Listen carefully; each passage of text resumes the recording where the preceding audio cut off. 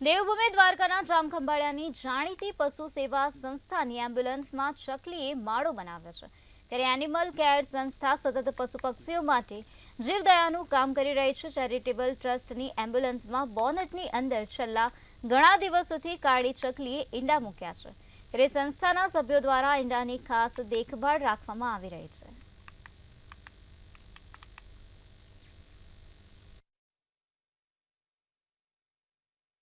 જે ચકલી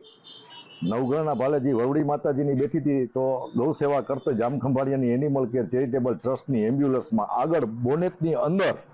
અમારી ગાડી તો